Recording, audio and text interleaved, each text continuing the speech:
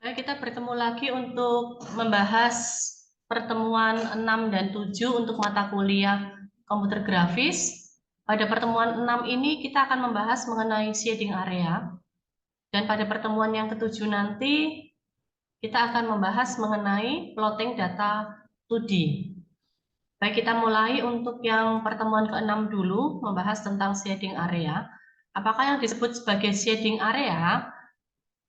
Shading area adalah kita membuat sebuah bayangan yang ada dalam sebuah objek. Ya, misalkan saya punya objek berbentuk balok seperti ini, maka kita akan bisa memberikan shading area atau pewarnaan tergantung dari arah sumber cahaya diletakkan. Jadi kalau kita lihat pada figur 71 ini, kita punya yang namanya balok, kemudian arah cahayanya misalkan dari arah sisi kiri atas, maka daerah yang atas itu kita beri warna dengan terang, kemudian yang membayanginya atau bagian yang tidak terkena cahaya kita beri warna lebih gelap, yaitu pada sisi depan dan sisi samping kanan.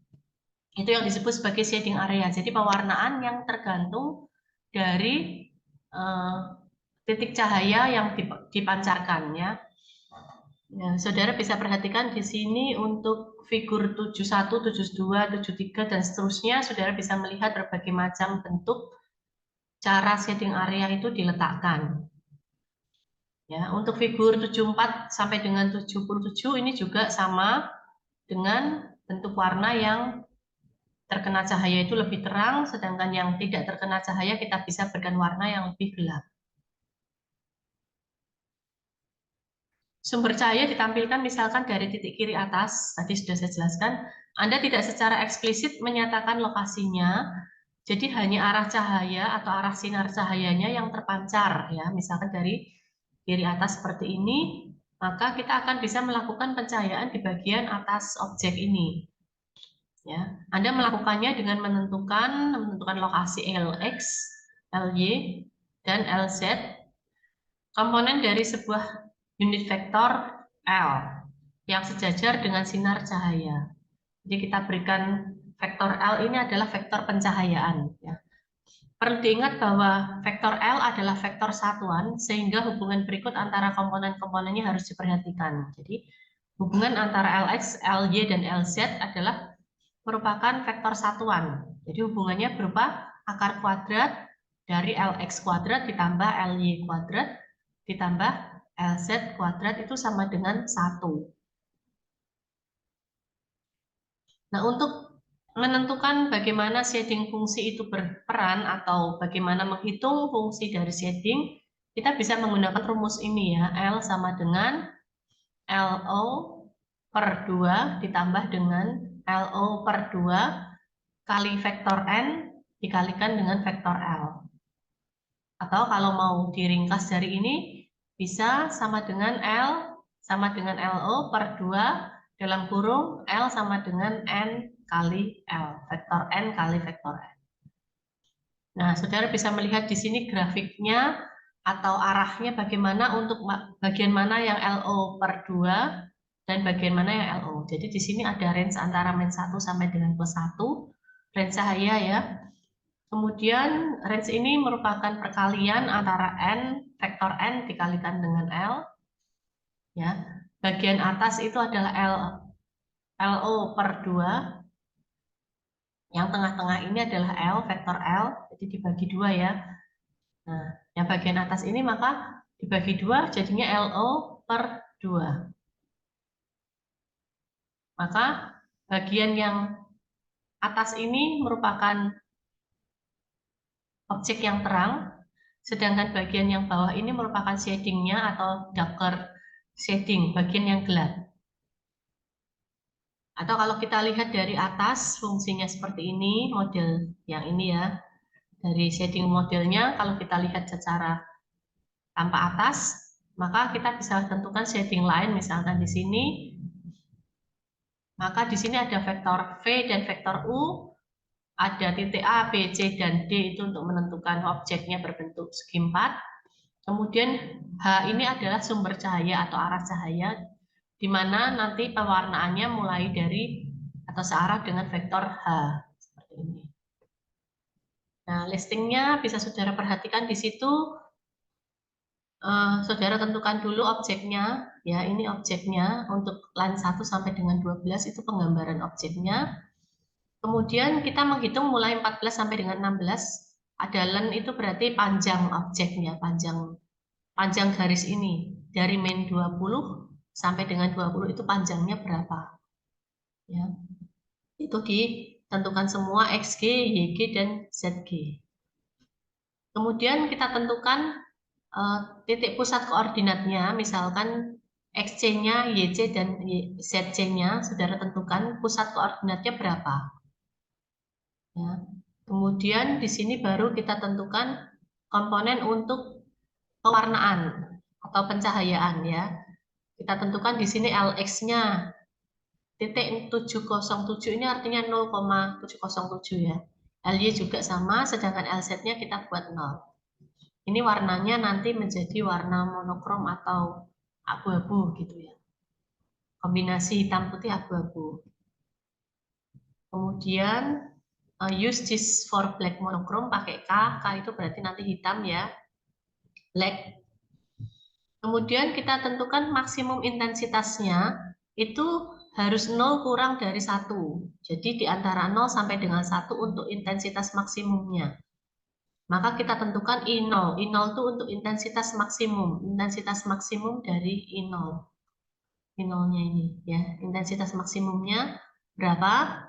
Itu antara 0 sampai dengan 1. Jadi di antara 0 sampai dengan 1 kita tentukan di sini 0,8. Nah, setelah itu kita buat untuk rotasinya. Nah, rotasi untuk X-nya seperti ini. Pakai rumus rotasi, kemudian rotasi untuk Y, dan rotasi untuk Z. Kemudian fungsi untuk shading-nya ada di bagian definition shade di sini ya.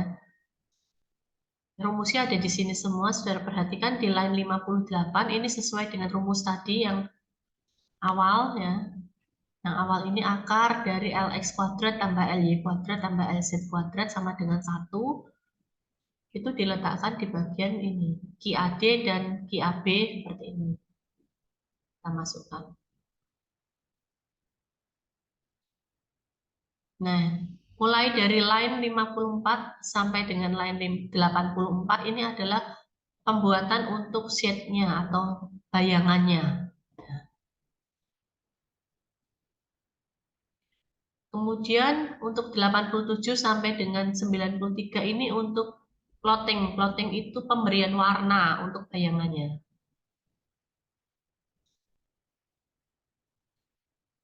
Nah, setelah itu untuk plot box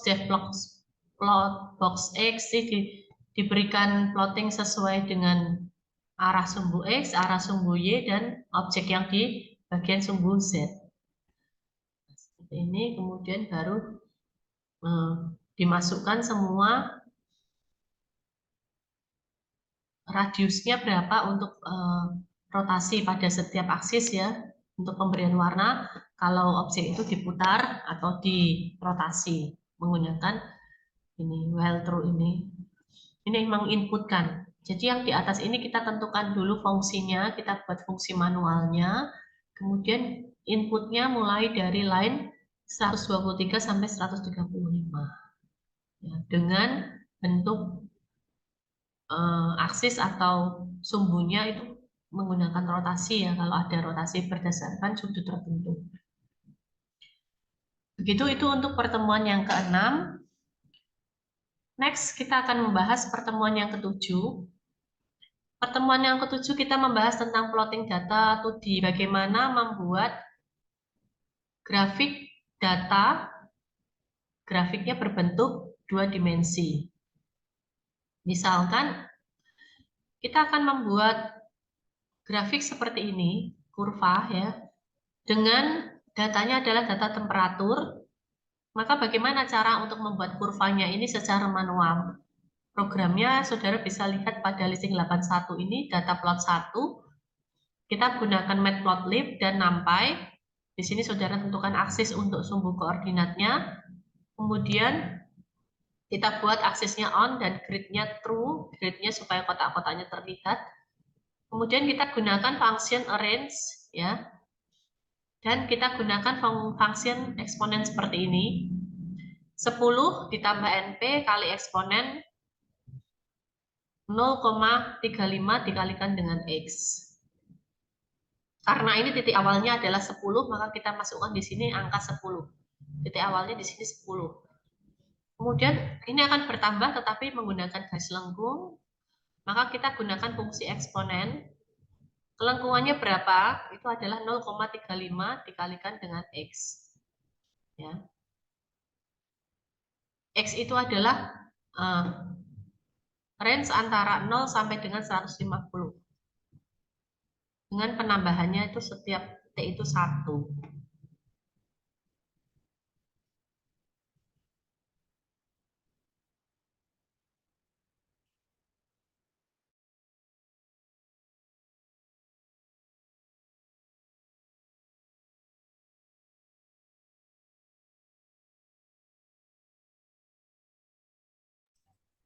Next, kita gunakan plot.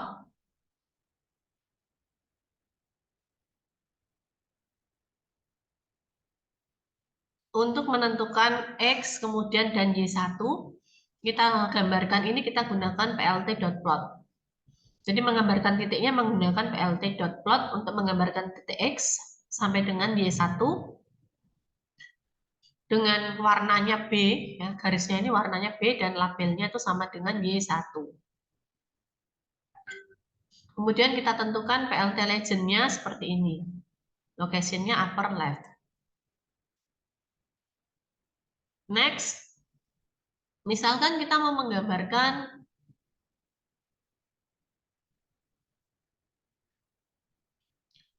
seperti ini grafiknya ya.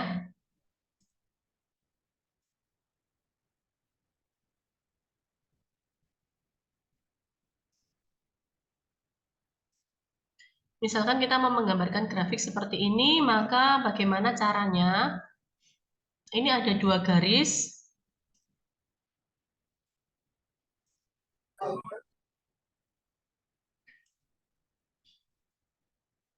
Ada 2 garis, yaitu temperatur dan pressure. Bagaimana cara untuk menggambarkannya? Maka saudara bisa melihat di bagian listing 82, yaitu program data plot 2. Kita pertama kali menggambarkan aksesnya seperti biasa. Kemudian di bagian plottingnya adalah ini, ya, X, Y1, B, labelnya adalah temperatur. Jadi kalau yang B itu berarti warnanya blue atau biru, garisnya itu berarti untuk plottingnya temperatur. Sedangkan untuk yang R, red, ya itu labelnya adalah pressure. Nah, karena ini titiknya berupa garis tegas saja, jadi kita tinggal menghubungkan antara satu titik ke titik yang lain, maka saudara bisa tentukan X-nya itu berapa, kemudian saudara bisa tentukan Y1, Y2, dan Y.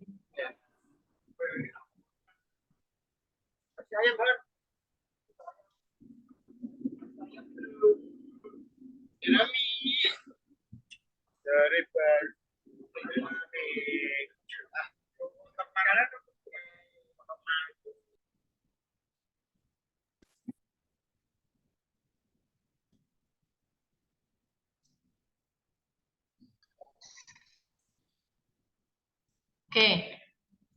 Untuk menentukan titiknya ini, saudara tinggal tentukan saja. Di sini saudara masukkan yang X itu adalah 20, 40, 60, 80, 100, 120, dan 140. Selisihnya masing-masing 20 ya. X-nya itu dimulai dari 20, berarti kan di sini. 20, Y1-nya, Y1 itu berarti yang temperatur kan yang warna biru, yang ini kan. 20,30, berarti saudara masukkan X-nya 20, kemudian Y-nya ini 30 di sini berarti. Dimulai dari sini. Kemudian yang Y2 berarti 20,45, 20 dan 45. X-nya 20, Y2-nya yang warna merah ini berarti 45. Dan seterusnya. Maka dia akan membentuk garis plotting garis area seperti ini atau plotting data plot 2 dimensi berbentuk garis. 20, 30, 40, 50, 60, 30, 80, 45 dan seterusnya untuk yang biru. Sedangkan 20, 45, 40, 35, 60, 40 itu untuk yang garis merah.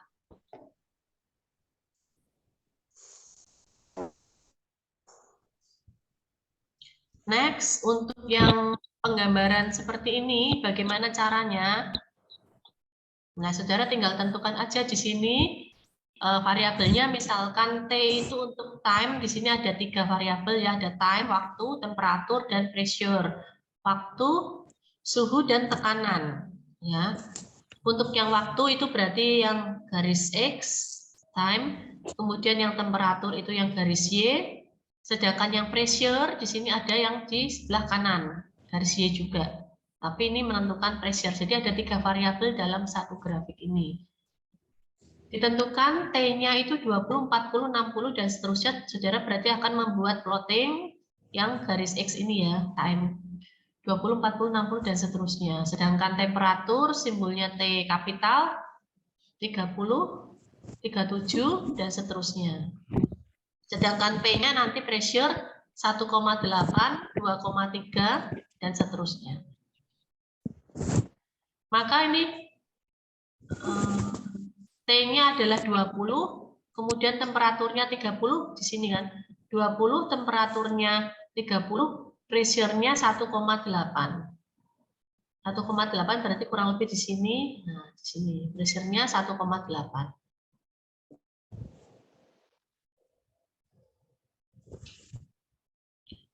Untuk yang pressure berarti yang garis biru, dia akan menurut time dan pressure 20 dan 1,8 ini kan. Sedangkan untuk yang temperatur itu garisnya warna merah, berarti 20, 30 ya. Time-nya 20, terus kemudian temperaturnya dibuat 30 dan seterusnya. Tinggal plotting disesuaikan dengan angka yang dibutuhkan. Next, ini sama temperatur, pressure, dan time. Nah, kemudian di sini ada grafik berikutnya adalah volume, ditambahkan volume ya. Ada time, temperatur, pressure, dan volume. Di sini time ada temperatur, kemudian di sini ada pressure, dan ada tambahan di sini volume. Volume itu berarti yang warna hijau. Yang pressure itu berarti yang warna biru, yang temperatur yang merah, kemudian volume hijau. Ya tinggal sesuaikan aja grafiknya. Yang time itu berarti yang T yang garis bawah ini yang apa? Grafik sumbu X ya. Kemudian yang temperatur yang sebelah kanan kiri, kemudian pressure yang sebelah kanan dan volume juga sebelah kanan berdasarkan angka yang dimasukkan. Dan untuk penggambarannya tinggal nanti pakai for ya, pakai perulangan.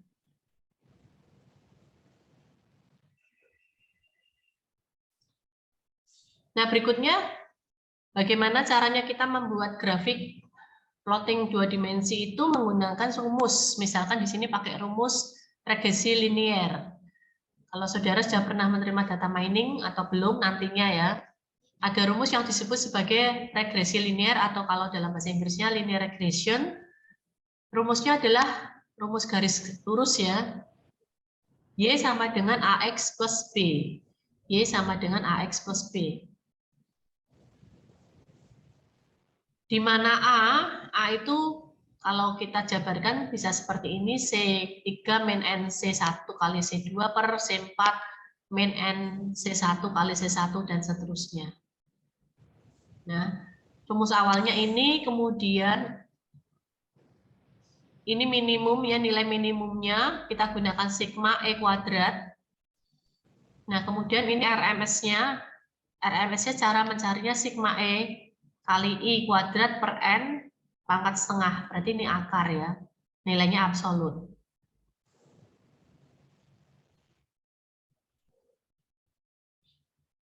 Menggambarkannya bagaimana untuk regression linear. Nah, seperti misalkan tadi kita punya yang sebelumnya grafik time, temperatur, pressure, dan volume. Penggambarannya sudah ya seperti ini. Terus kita akan membuat regresi linear garis titik-titik-titik yang ini ya, garis yang titik-titik-titik ini. Berupa garis lurus yang memotong pada bagian volume. Nah, cara penggambarannya, kita masukkan dulu C1, itu sama dengan sum T per N. Jadi totalnya T per N. Jadi untuk garis yang titik-titik ini rumusnya ini ya, V sama dengan velocity volume, ini volume ya. V sama dengan A kali T ditambah B ya. A-nya sudah ditentukan di sini nilainya 0,00396 dan B-nya adalah 0,73200 ya.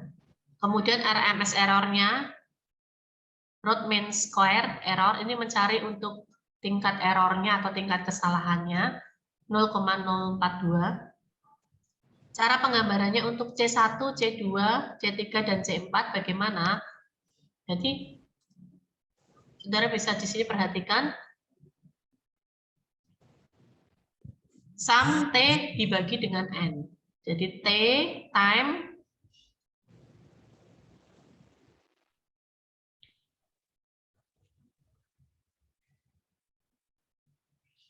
dibagi dengan jumlah variabelnya atau jumlah value-nya ya, N.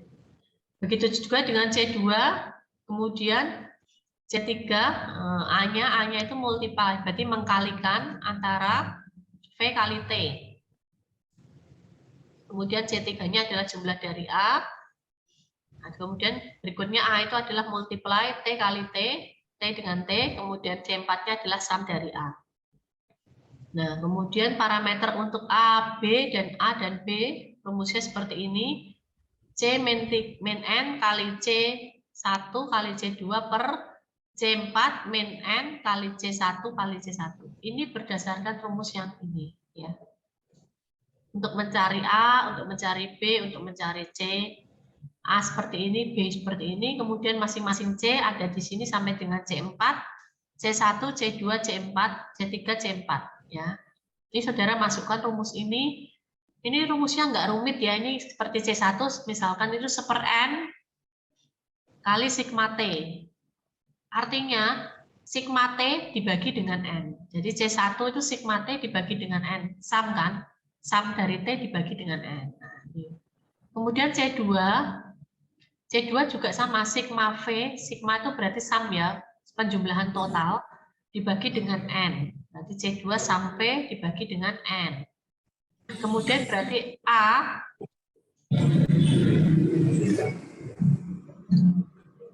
itu berarti multiply antara, ditulis dulu A-nya, A multiply V kali T.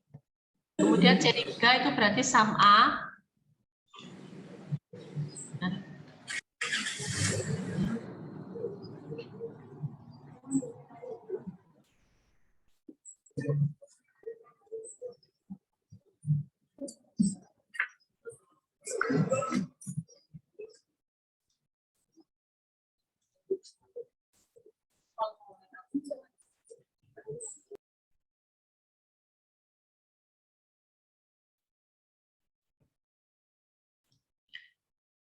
Oke, udah.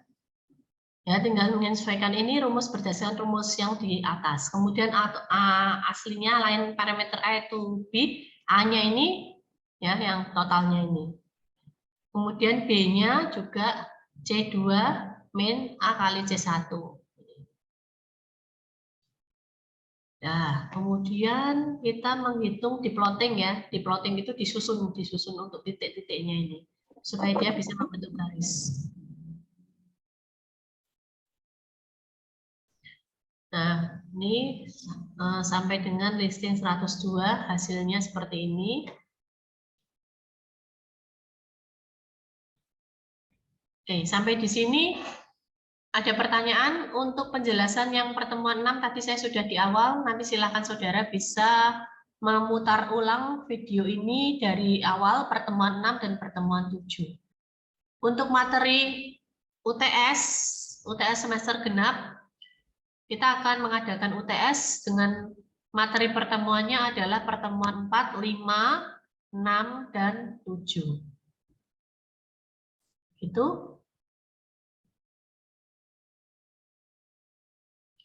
Oke, sampai di sini dulu. Terima kasih untuk perhatian saudara.